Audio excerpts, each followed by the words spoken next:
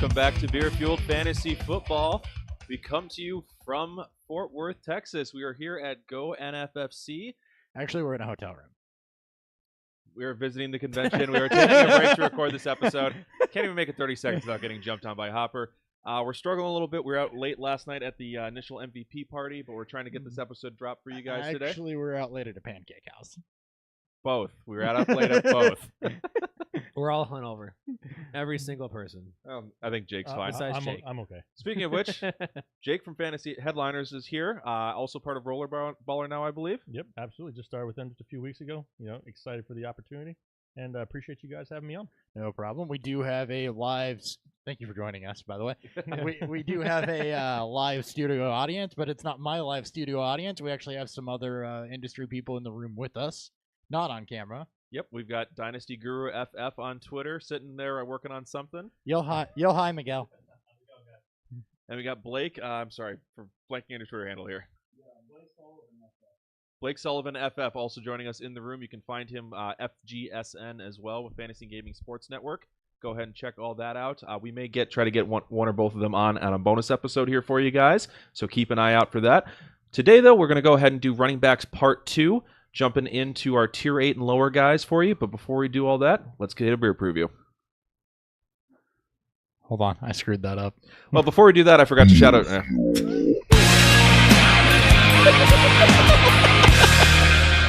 We're going all... This is a Wednesday episode, so we're all fucked up. So let's go ahead and quickly social media shout out as well. We're at Beerfield FF. If you are watching it on YouTube, you are seeing us in the hotel room right now. It is kind of a mood lighting type vibe going on right now. We got Dan Thury. At the BFF. What's up, guys? Chris Hopper. At HobbyFF with 2 Ps. Sorry if that intro was a little quiet. Different setting, and my volume somehow got turned down. It'll be hearable, though. All right, and I am at Nick Sparts. Now let's hit the beer preview. We've got Legal Draft Beer Company's Accused Amber Lager on. This is Legal Draft's second time on the show, based out of Arlington, Texas, which is just down the road from us right now. We ran out to a liquor store to make sure we had local beer on this episode. It's a Vienna-style lager, clocks in at 5.5%. You say Vienna, and I almost want a hot dog now. Makes you want a sausage. At least you didn't correct little one. At least you didn't try to correct me to Vienna. Why would I do that? Because you're from Illinois. Who says Vienna? What type of monster? Have you been to Southern Illinois? Not by choice. All right. Shall we jump into some running backs? Let's jump into some running backs. I have no idea what this drop is. That ain't the right one. Running backs. Run, Forrest, run! Run, Forrest! Not bad. All right. Not bad. Sure. Once again, didn't have time to make new drops. We were kind of driving for 13 hours, and, It's been a busy weekend. life happens. All right. So we are going to go ahead and jump into our Tier 8 running backs. Kicking us off first, coming at number 24, but there was a decent enough gap between him and number 23 that we made the cut there. Rashad Penny leading up Tier 8. What do you guys think of him and his situation? And is this a worthwhile ranking for him? Well, the situation's fine, and I think that's why he's ranked this high. I don't know that any of us, or at least any of the three of us, don't necessarily love Rashad Penny. Seattle didn't do a lot with the offensive line, but they did spend a first-round draft pick on him. He should see volume. He should get the first crack at it. We also don't necessarily like his running style. I think he's susceptible to injury. He's not going to have a lot of holes blocked for him, so I don't know how productive he's going to be. But as a volume play, yes, he's fine here. You probably won't get him here because he's likely to go higher than this, but this is about where I value him. Yeah, You're the highest on him, Dan. So it is. Like for me, it's all volume. I think he's a okay pass catcher. I think he'll get enough potential targets in the game if Russell Wilson's doing a bunch of his magic shit, and the fact that he's getting first crack at it. We do got to worry about Chris Carson. He's been getting a lot of praise, but Pete Carroll is known to do a lot of coach speak. So I don't know how much you can buy into that, but first round pick, he's gonna get the first crack at it, and yeah. So Yeah, and for me, I am the farthest thing probably from a Rashad Penny truther. If anything, Rashad Penny is probably somebody that I won't target hardly on any of my teams. It's the price tag is just getting a little bit too high. It's just slowly creeping up here a little bit. And I mean, honestly, the defense to me in Seattle took such a step backwards that they're going to be forced to throw the ball all 4 quarters this year. And that negative game script for them, it's just going to hurt Penny. And plus, like I said, like you mentioned also, Chris Carson didn't really do anything to lose the job other than getting injured. And I can see him, having a crack coming back. So he is the 20th running back off the board right now per fantasy football calculator, going off the board at 405. I'm the lowest on him. I've got him actually down at 30. Reasons for that is I had to project him with a really high touchdown rate just to make him even remotely viable. And this is a team that has struggled to have running back score rushing touchdowns the last couple of years. Yeah, I think that they only had 4 last year Yeah. to the running backs in total. So, yeah, I think it was 4 rushing touchdowns, which a good chunk of that was Wilson. Yeah, 3 of them, I think. Yeah, 1 was a running back. I think 1 was a running back. So yeah, it's a team that struggled to get running touchdowns. So I've got them ranked a little bit lower at 30, and I'm basically just in pure avoid mode at Penny right now. There's other guys in this same tier that I would rather have over him. Going ahead to next guy, Tevin Coleman coming in at 25. Perennial talked about as a guy who could jump into a running back 1 status if Devontae Freeman happened to go down. Has some value in his own right. What do we think of Coleman this year? About what I've thought of Coleman the last couple of years. First off, I'm down on the Falcons offense because I hate Steve Sarkisian. He's a terrible offensive coordinator. Hate is a strong word. I really, really, really don't like him. See what I did there? But Tevin Coleman's going to have value in his own right, like Nick said. He'll be used as a, semi-split, but not 50-50 split, but better than change of pace back that gets some receiving work. If anything happens to Freeman, which is not unheard of, then he's an automatic must start. So when you start to get into some of these backup running backs, fringe plays, you're looking for value in later rounds. Tevin Coleman he's worth the dart throw still. He's highly efficient. I mean, outside of the fact that he's kind of dropped his yards per carry every year, that he's gotten more touches, but he's great in the passing game. He's scored 20 touchdowns in the last 2 seasons combined. So he has a nose for the end zone. It's just, will he get the volume? And then, are they going to incorporate them both at the same time? Because he had some drop-offs last year during the whole early of the season when they're trying to figure out what they're going to do with this offense. So there is some concern there, but I think he's still a viable flex option. You can get in the 6 round, I believe, right now. Yeah, and I think flex play at best. Yeah. And I think what Tevin Coleman's going to give you is probably more of a headache than production on a week-to-week basis. And I think he's going to irritate a lot of Devontae Freeman owners. He is a good flex play, but no more than that in my book. And it's regardless of what his past stats have been. It's not consistent enough. So as you're going as running back 30 off the board at 608, going around guys like Tariq Cohen, Marlon Mack, and Kerryon Johnson. Of the 4 of those, who would you take? Kerryon Johnson's an interesting crack for me. But Tevin Coleman has a defined role. With Johnson, you still got Blunt there. Riddick, Abdullah's still hanging around. You don't really know what he's going to do, so I'd like him later as an upside swing. Same thing with Cohen, new offense and everything. I think he'll be more consistent this year, but you're not really sure what that's going to look like. So I would take Coleman out of those 3. I have Coleman ranked the highest, so. Yeah, and out of those ones, I'm sticking with Coleman just because he's the most established. All right. Moving on to number 26, Derrick Henry, who I think he came up our rankings a little bit, and he would definitely have gone higher in our mock if we were redoing it that we did a couple weeks ago with Johnny Slokes. I'll go ahead and check that out, though. Most of our thoughts haven't changed. Henry would be one of the guys probably moving up, though, after we've done this. What do you guys think about him and his volume that he's going to see this year? He is going to see over 200 carries. My issue with him and Nick, I know we vary a little bit on this, and there's a very defined reason why we vary on this. But I definitely think that Derrick Henry is going to see the majority of the carries. Dion Lewis is going to get the majority of the passing work, and that's the difference to me. I think Dion Lewis has about 50 less carries than Derrick Henry does, but I also think he has about 40 more receptions than Derrick Henry does. So to me, as long as Dion Lewis is healthy, Dion Lewis is the guy that I want to own, and Derrick Henry is kind of, I like him. He'll get the goal line work. He's going to get carries, but he's not going to be really productive in the receiving game, I don't think. So you kind of got a one-trick pony on your hand. Dion Lewis is the back in this backfield I would rather own, but Derrick Henry, like Tevin Coleman, has just value in his own right and has for the last couple of years.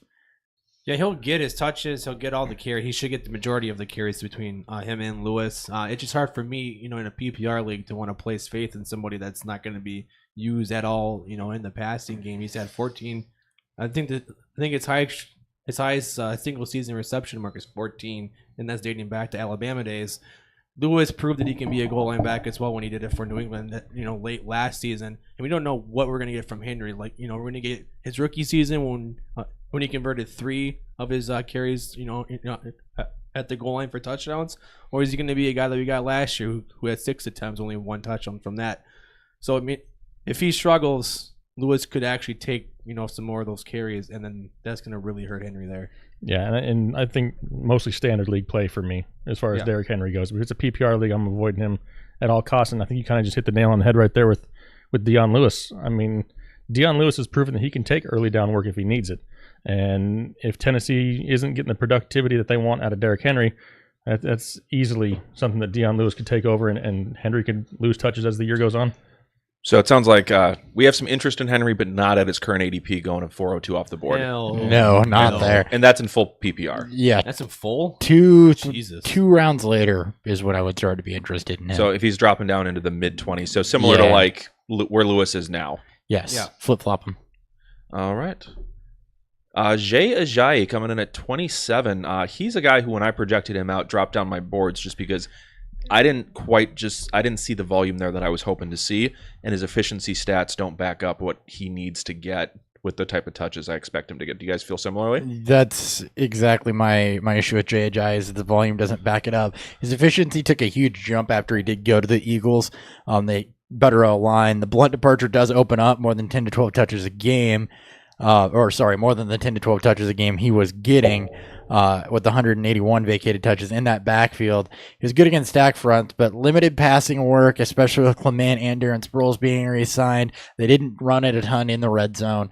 And you just got a very, very fragmented backfield to where you're going to have Corey Clement and Darren Sproles and Jay Ajayi all fighting to split that up on a team that is very balanced with the run and the pass.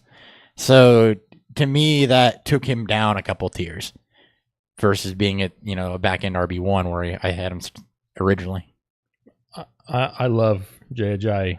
Okay. I mean, I'm gonna be honest. I love Jay Ajayi, and the only reason I love Jay Ajayi is because of where you can get him now compared to where you could get him in the past. You used to have to draft him as your RB1, low end RB1, high end RB2. Now you can get him, and he can almost be your flex play in some leagues if you go heavy RB right off the bat. So for me, in an offense like you have in Philadelphia, who's probably going to have one of the top defenses in the league, they're going to have leads in the second half. They're going to be able to lean on the run game a little bit more. And you said it, LeGarrette Blount's not there to take those touches. So if he can get you 12 to 15 touches a game and a touchdown here or there, I mean, you're only talking about a flex play. You're not talking about a solid RB1 or RB2 anymore. Yep. I'm fine with that. I mean, I believe in Clement a little bit more. I don't hate Ajayi. It's just that when he joined the Eagles last year, he blew up the same way where he got a chance at Miami, and then the efficiency started to drop down significantly as the season went on. Clement was very efficient when he got his chances, and I believe he graded out as a better pass catcher and a better pass blocker than Ajayi per PFF rankings. So if Clement can continue to get better at that, and then he has the same size as Ajayi too, like I think their BMI is both fairly well. So Clement could have a chance to take more of that role too. He's got 2 working knees also. Yeah. All right. So he's going currently 407. Does that feel fair to you, or too high, too low? Too high. That's just about right. Just about right? That's just about right. Little too high for me. Yeah, he's going in front of a couple guys in the next round. I take like Royce Freeman and Lamar Miller. I'd both take over. I would too. I like running backs to have not degenerative knees because knees help running backs do their job. Knees are overrated these days. They kind of need. Everybody's got knee issues these days. So, is that nothing? No. No. I got it. You get a slight chuckle. A slight chuckle. Did you miss that completely? I totally missed that. I said that they kind of need their knees. I got you. Kind of ruins it when you have to, repeat it. Yeah, it does. Yeah. All right, moving on. Takes the punch out of it. All right, this is probably the first one we're coming a little out of left field compared to the standard rankings. Isaiah Crowell at 28. So. Somebody jump in. Analysis. Got it. So Isaiah Crowell, coming out of left field, you've got a giant opportunity for Isaiah Crowell. The Jets' backfield, Bilal Powell's never really been the guy. He's kind of just bounced around as like the second option in most of his backfields, and I'm looking for the notes right now too. I can't multitask worth a damn. You want me to jump in then? Yeah, go ahead. Jump in then. All right. So for me is that the Jets offense is going to be limited, but Corral is showing that he can be an efficient runner in a bad offense. You see Cleveland, a couple years ago. Apollo just lost his job to Elijah McGuire, who is not going to take Corwell's role. And Corral is a good pass catcher. He just wasn't used that way. So just like Hopper said, there's a lot of opportunity for him. But I think with the negative game script that he's going to get with the Jets, you may see what we saw last year. So Forte's first year in New York, he out carried Crowell by about 8 per game. He out carried Powell by 8 per game. Powell's never had more than 178 carries. He's never been the guy. His targets were way down last year, and the 2 years prior. So, I mean, really, Crowell's the guy that I want in this backfield. 4.1 yards per attempt in Cleveland, but he just didn't get used. It was negative game scripts, and then it was a ton of Duke Johnson and a ton of just, he's having a good game. Well, time to make him disappear. Thanks, Hugh Jackson. So the efficiency numbers were there. The advanced metrics were there. He didn't take a step back. The usage just wasn't there. So if I'm taking a flyer in that Jets backfield, somebody's got to get carries. Well, the big thing that happened is his touchdown rate plummeted last year, and that's really what killed him. He only had 2.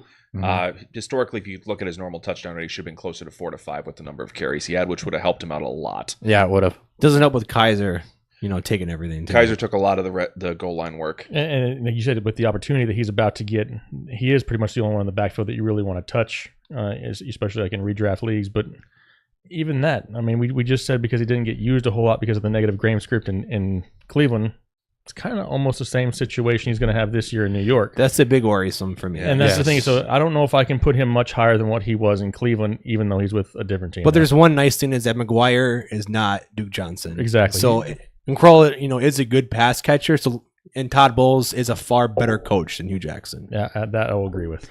And I don't think the negative game script is going to be as much. The Jets' defense especially overperformed last year. And if Bowles can keep that team outperforming what they should be doing, then that's becomes a really good situation for him. Yeah, they didn't win a ton of games, but they kept most games close. Right. So yeah, hopefully they can do that again this year because I do like seeing that team at least somewhat competitive because the AFC East I think is going to be pretty ugly this year. Crow's going in the mid-8th right now. Great value. Great value That's for you. Fantastic.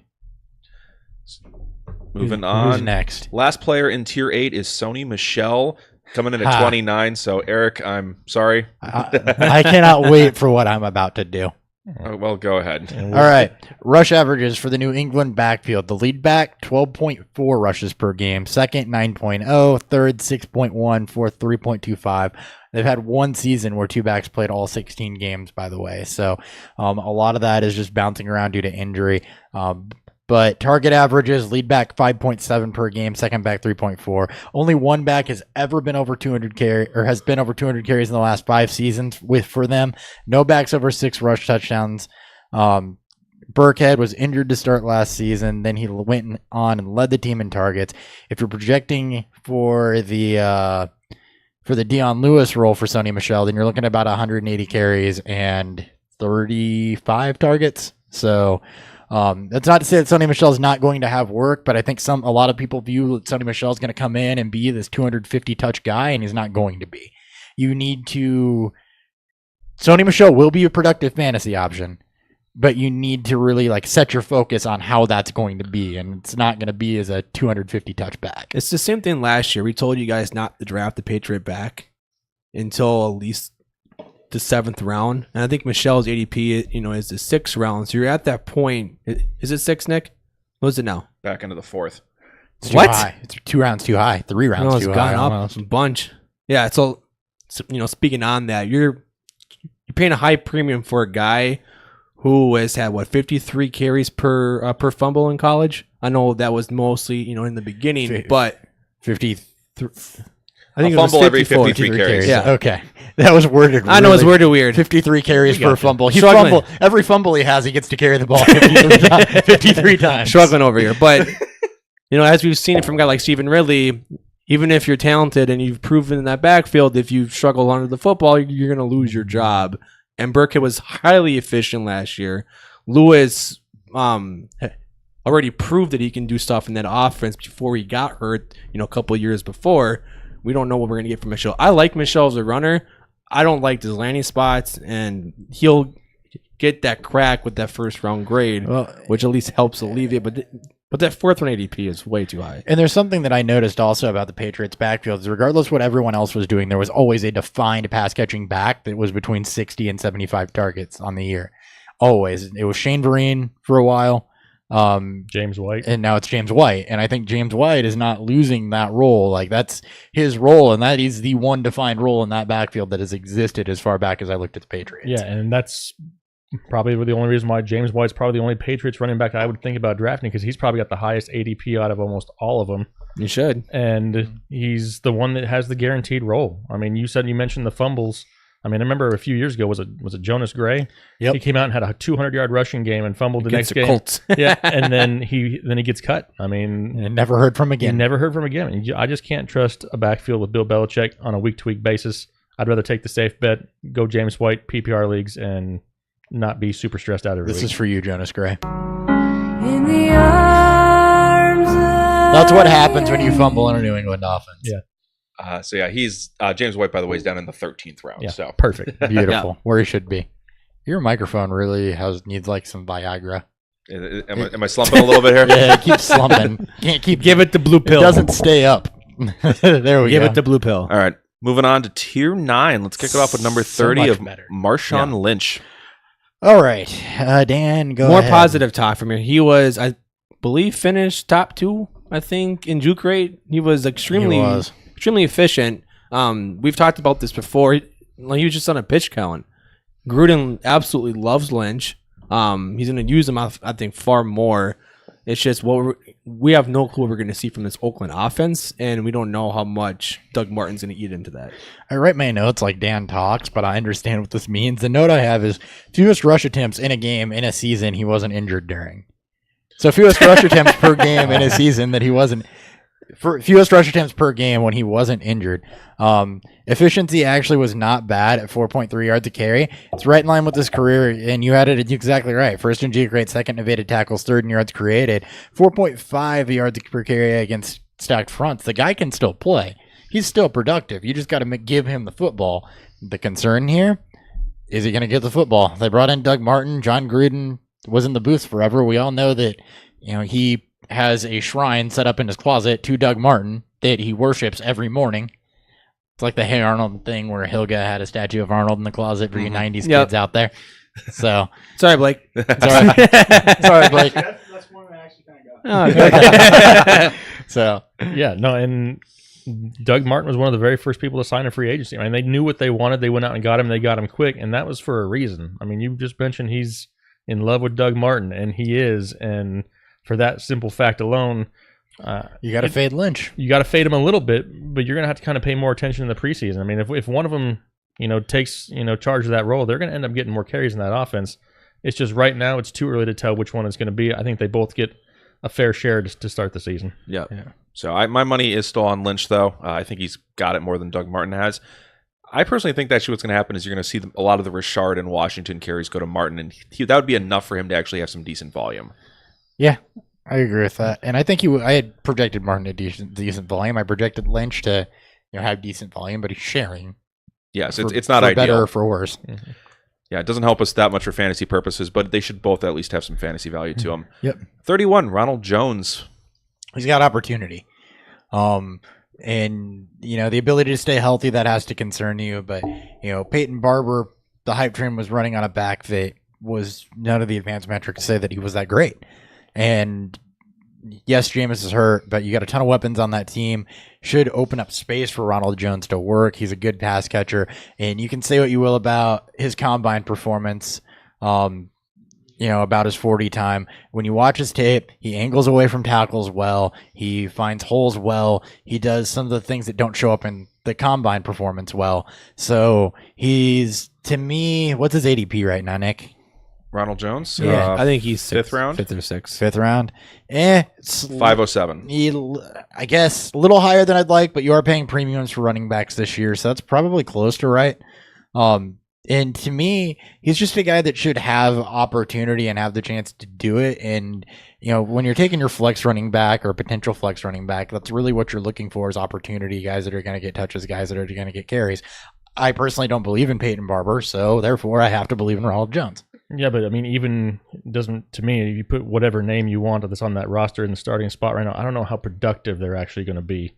I mean, Tampa Bay has never been a team that's really been a highly productive running game in the Jameis Winston era. I mean, Doug Martin had flashes here and there, but Jameis is there, and he's creating a lot of turnovers, which is killing a lot of opportunities for the running backs. It's true, and he's throwing the ball, a ridiculous amount, and it's just taking away the carries from whoever you put back there. Doesn't matter if it's Peyton Barber or Ronald Jones. To me, Ronald Jones has a little bit of that Reggie Bush, USC-esque cloud around him. Yeah.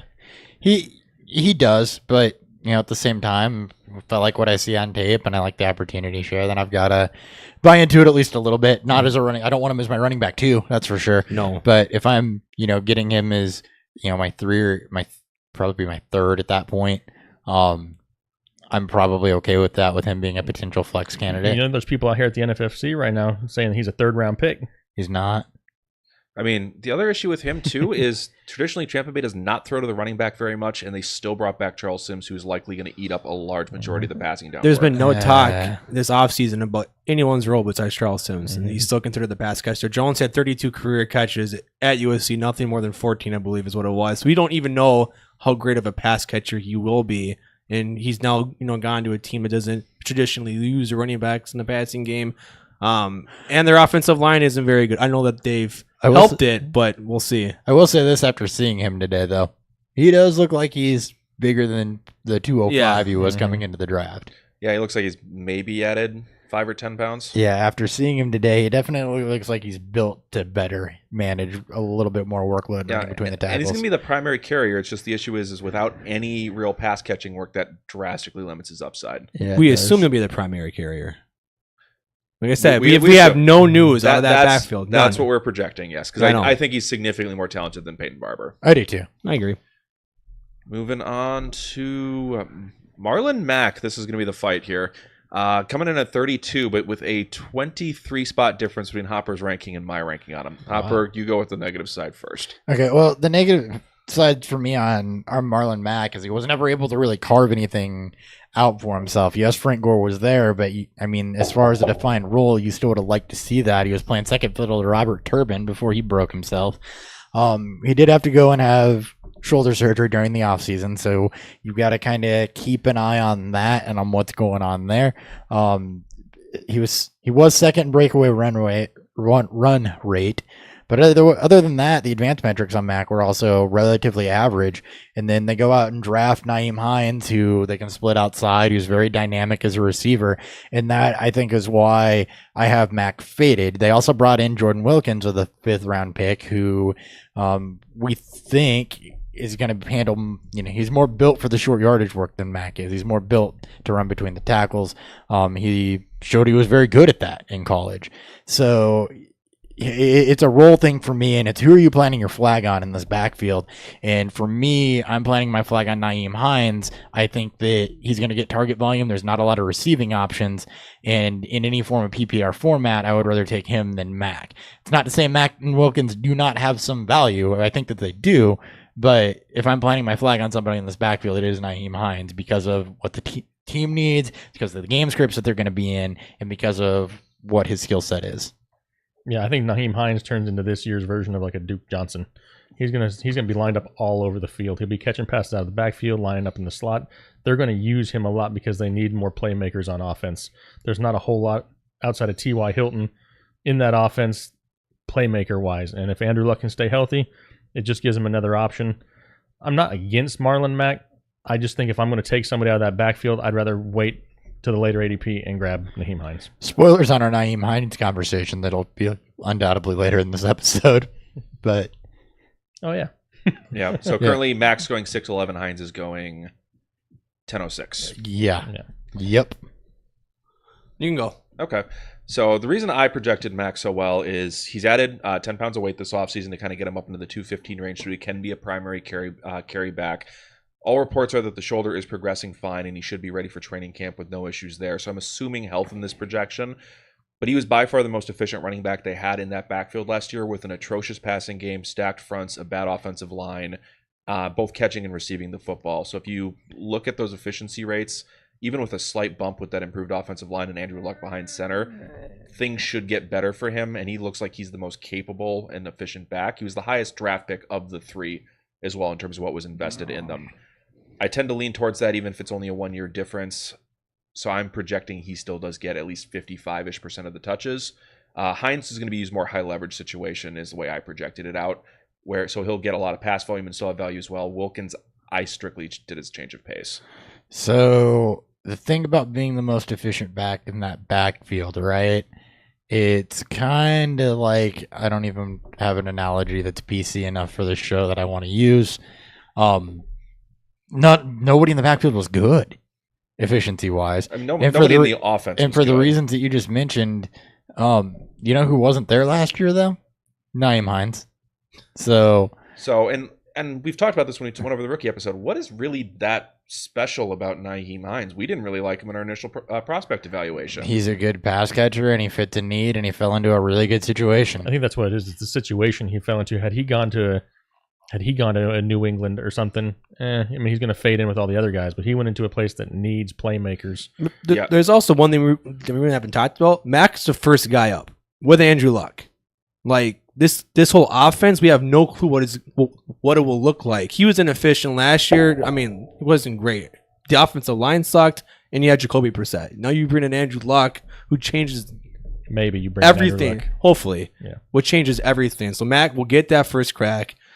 He showed a lot of that burst and that big run play ability, you know, with Toledo. And if he shows that this year, I think he won't lose that job. And Hines should have his own role, but I think Mac will still have his fantasy relevance because of it. Yeah, I don't think Wilkins has nothing either, though, and that hurts Mac to me. And that's, again, the reason we're going to debate this, and we'll do the same thing at the Packers backfield, is nobody knows. And we don't really know until we get to training camp. So we can put our best guesses out, buy into whatever. I'm putting a bow on this, by the way. Mm-hmm. Buy into whatever narrative it is that you want to buy into, because until the season starts, or at least training camp starts, and we see who performs, who doesn't, injuries happen, that type of stuff. It's a best guess. You got to feel comfortable with the ADP you're taking somebody at, and it's just planting your flag. So, I mean, I see Nick and Dan's argument both, and I could very easily make that argument myself, and I wouldn't necessarily have an issue with it, and I don't have an issue with what they're saying. It's just a matter of which argument do you want to go with, and the way that I projected it, I projected Wilkins and Mac to have his receptions ate into by Nyheim Hines, and some of his carries eaten into by Jordan Wilkins. All right. Moving on to C.J. Anderson coming in at 33. And being that I'm the Carolina guy, I'll start off with C.J. Anderson. Yeah, you go ahead. C.J. Anderson to me is somebody right now. He's got great value because he's still late in drafts. I mean, he's a 1,000-yard rusher last year on a team in Denver that had, a horrible quarterback play. The offensive line was sketchy. And he was still able to produce. He was ranked the number 1 rated pass blocker by Pro Football Focus last year, and Carolina is desperate to have somebody that's going to protect Cam Newton. With Jonathan Stewart leaving, C.J. Anderson comes in. Yeah, they got Christian McCaffrey, but McCaffrey's role is going to stay similar to what it was last year. C.J. Anderson's still going to get up there in that close to 200 carry range. He will have some touchdowns lost on the goal line by Cam Newton. It's going to happen, but it's going to happen to any running back that was there. Jonathan Stewart proved that he could be productive at times.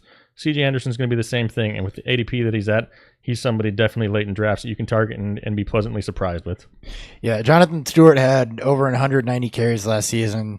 12 of those were goal line carries, 7 touchdowns compared to Christian McCaffrey's 0 goal line carries. 18th in yards created for C.J. Anderson. 18th in yards created figures to improve. That was Jonathan Stewart. Mm-hmm. So C.J. Anderson, you got to figure is going to be better at that metric. C.J. Anderson was also 8th in evaded tackles, 13th in juke rate. So, and like you mentioned, over 1,000-yard rusher. He's a guy that was productive, and he's not getting his due for the role that he's falling into. People expect Christian McCaffrey is going to, come in and be an every down back. And I've said it before. I've gotten hate for it before. I'm not backing off of it. I've said it since he's drafted.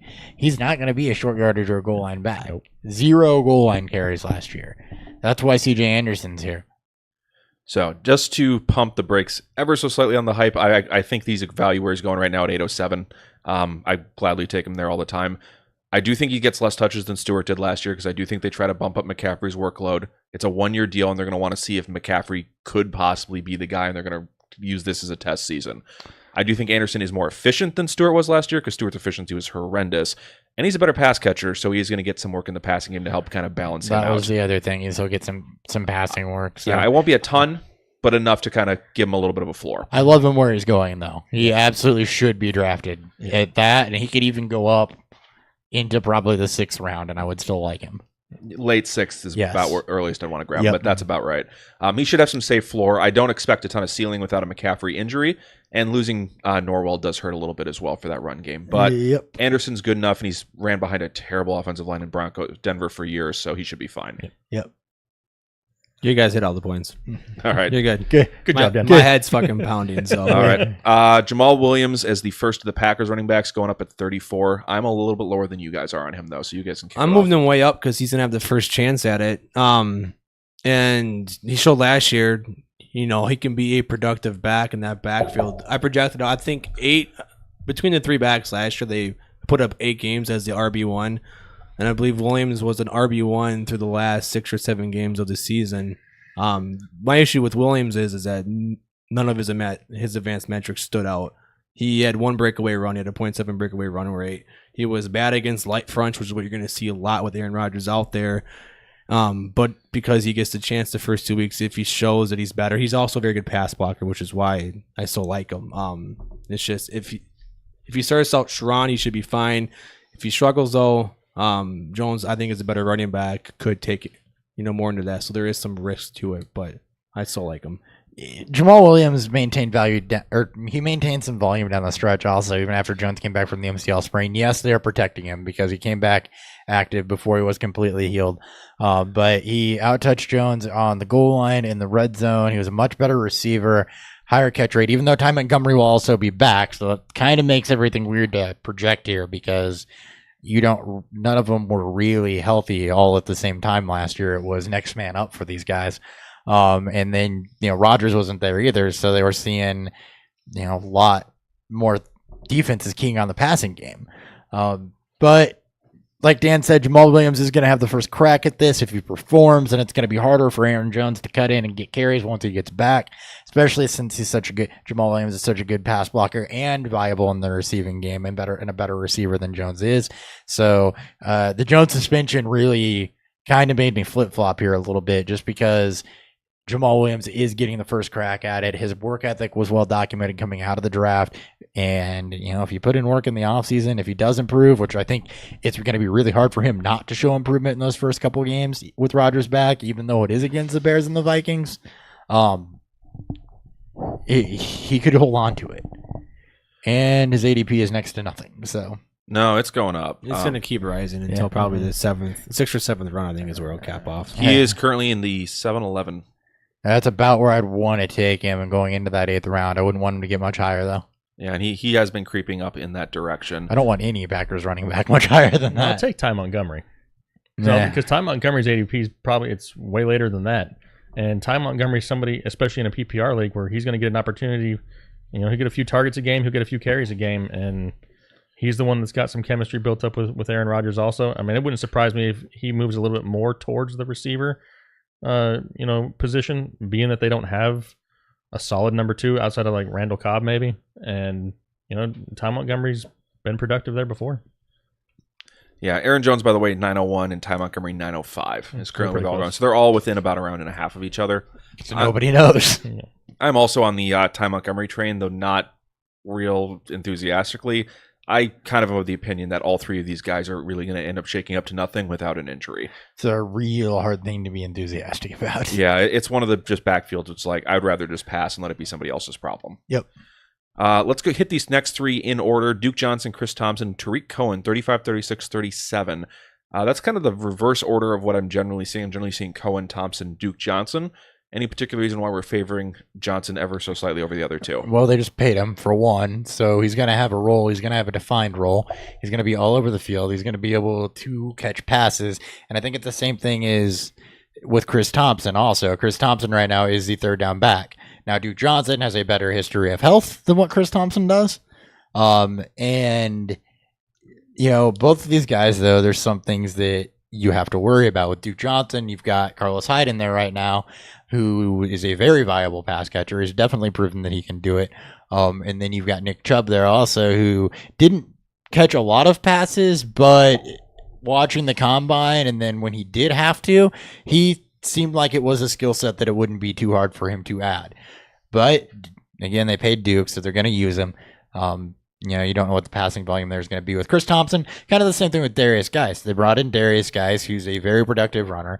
He wasn't asked to catch passes a lot, but when he did, it looked like he could definitely do that. Geis is something that right now we're projecting as a 2-down back that could eventually turn into a 3-down back, especially if Chris Thompson gets hurt, which is a pretty frequent thing. So that's kind of why those two are in this order. And then let's go over those two, and then I'll hit back to Cohen. Let's jump to someone else here. Let somebody else talk. Go ahead, Dan. All right. Well, for me, I have Thompson and Duke ranked right on top of each other. It's just they both have the same role. They're both going to be used as a third down pass catching back. Thompson has one less running back he's going to worry about as a pass catcher, but I guess Johnson's kind of the same way. I don't see the Browns using Nick Chubb highly in the passing game, and Hyde proved he can do it, but that's not more of his role. Thompson has at least Alex Smith, who loves to check down to his backs, just see Jamal Charles and Kareem Hunt, to see what he can do in that offense. It's just Thompson breaks himself. Johnson still has to battle whole new change in offense and adding Nick Chubb. Tariq Cohen's whole new offense as well. We just don't know how much more of a volume he's going to receive. Yeah, I think Duke Johnson is probably the most talented of the trio, the ones we're talking about. I mean, he's capable of getting a lot more work than he's ever been given.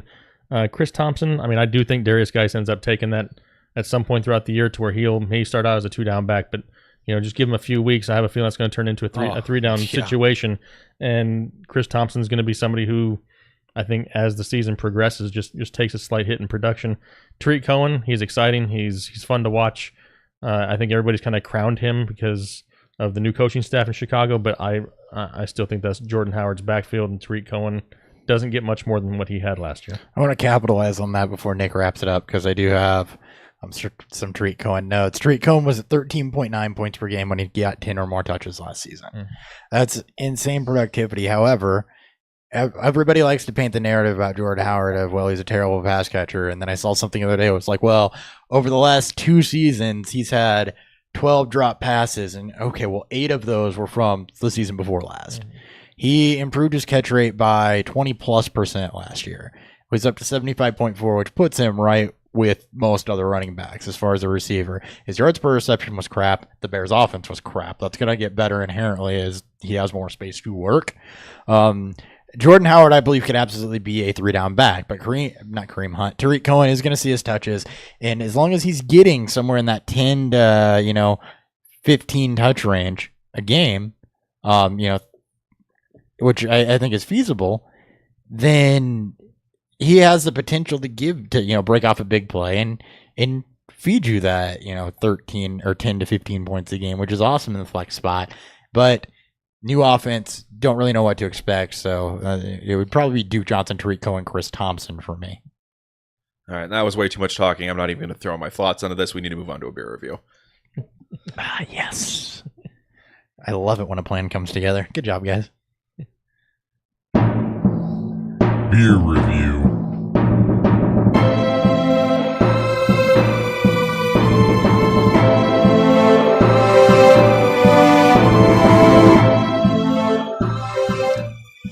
Goal of combining all 3 of them was to make that more succinct than it significantly ended up being. Well, it's because when you combine 3 people, it ends up being a compare and contrast, which requires more words from me. What do you guys think of Legal Draft Accused Amber Lager? It's a really good amber. It's amber lagers are one of my favorite types of beer. It's got a really smooth entry on the nose. You get some of that malty sweetness, a bit of roastiness. Finishes real crisp, real clean. It's a very, very above average amber lager. I'm a fan. I'll be honest, I'm struggling. So I've had like 3 tastes. So I can barely give much of a review. Sorry, guys. That's different from normal. It is. It's just, oh, man.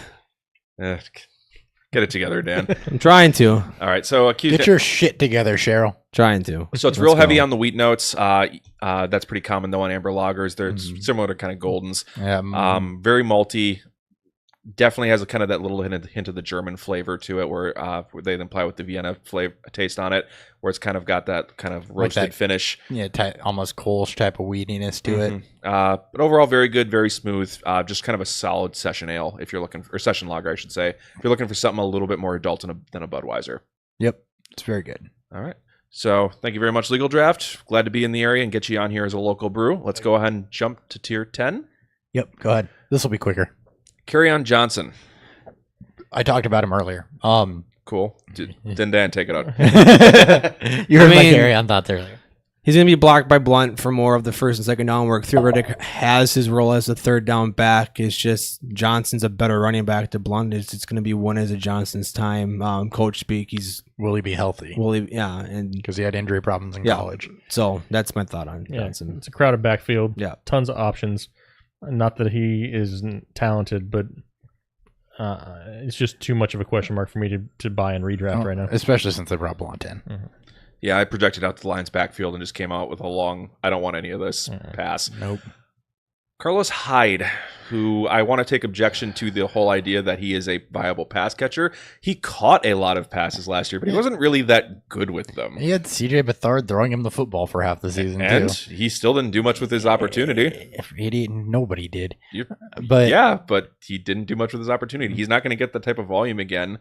And I don't think he's really that efficient of a pass catcher. Well, no shit, he's not going to get the type of volume again. That's why he's not rated 10 again like he was last year. Yeah. Obviously, he's not getting the volume again. Nick Chubb's there. Duke Johnson's there. I think Nick Chubb eventually supplants Carlos Hyde's role.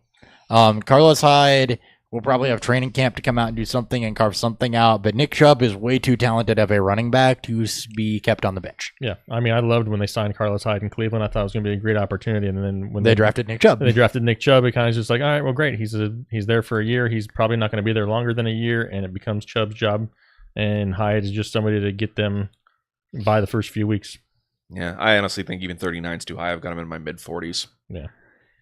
Just, I don't want much to do with Hyde this year. I don't think he'll hold on to the job. Go ahead. Let's move on. All right, Corey Clement, 40. We talked about him too. I mean, I'm a big Clement truther. I think I wasn't a fan of him coming out of Ohio State last year, Wisconsin last year, but none of us were. What? None of us were. Yeah. But he became the best pass blocker, which is great because you got an offense that loves to throw with Carson Wentz in Philly. He graded out as a decent pass catcher, not great, and he was a better runner. Ajayi, faded, and I think Clement has a good chance to take a lot of those vacated Blunt carries. So interesting thing on Clement that jumped out, he was actually the leader for rush and receiving touchdowns on the team last year.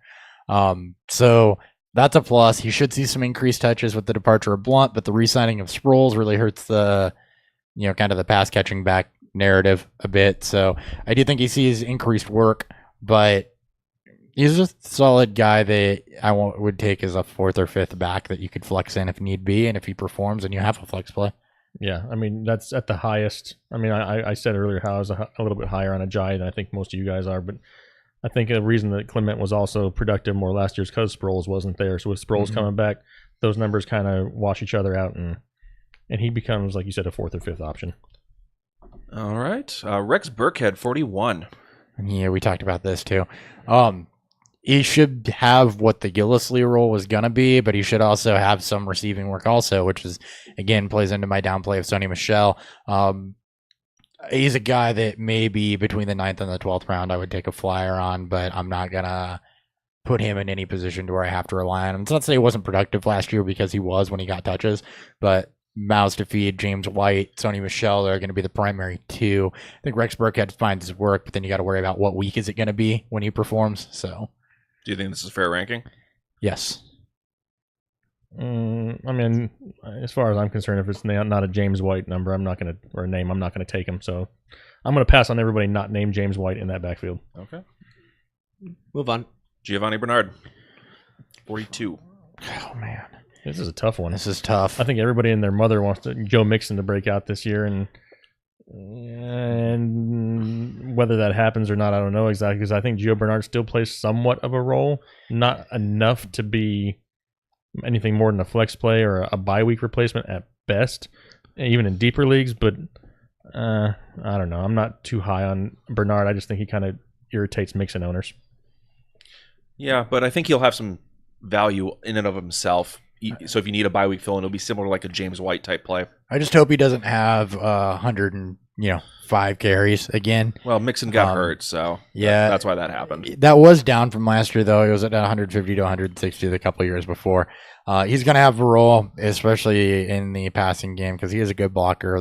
There's some comfort there. All right.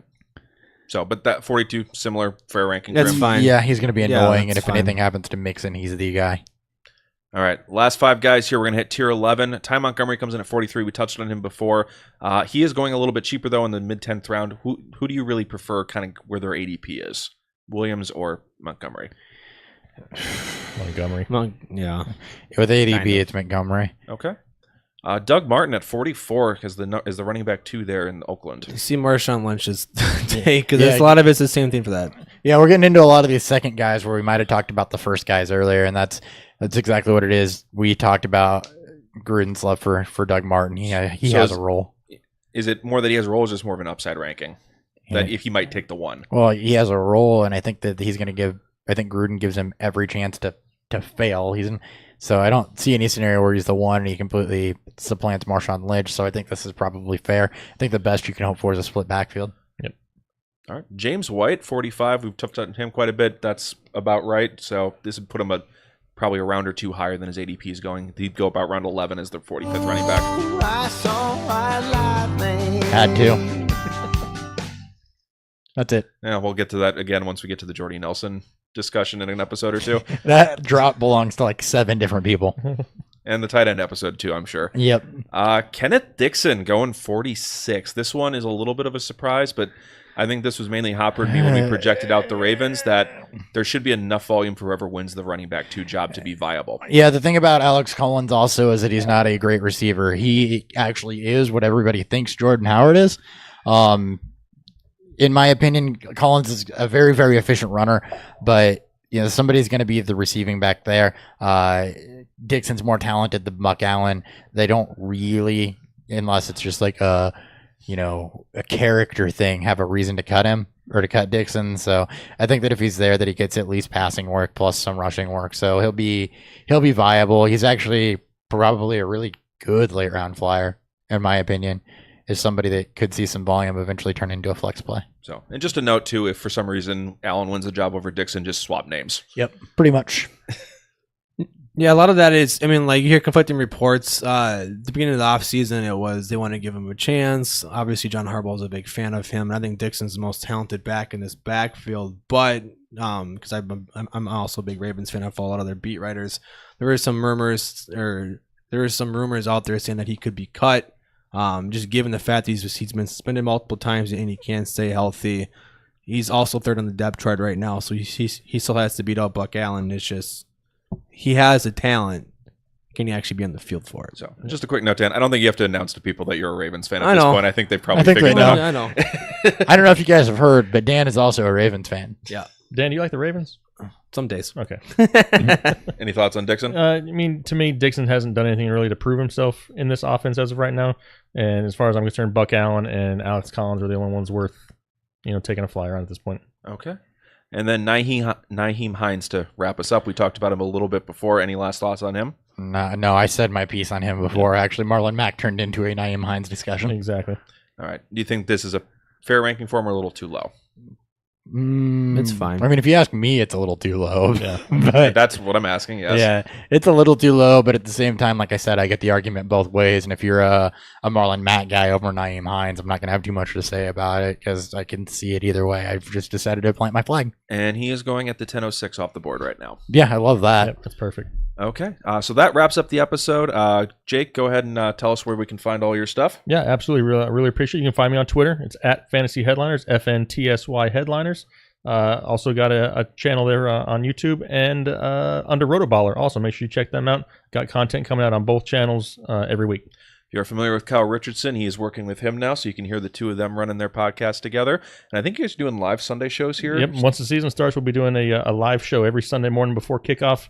Be live show, live Q&A, roster management, all that stuff. So just a reminder, you can open multiple windows at the same time, so you can watch ours and theirs at the same time. Perfect. Just make sure you capitalize on your space there.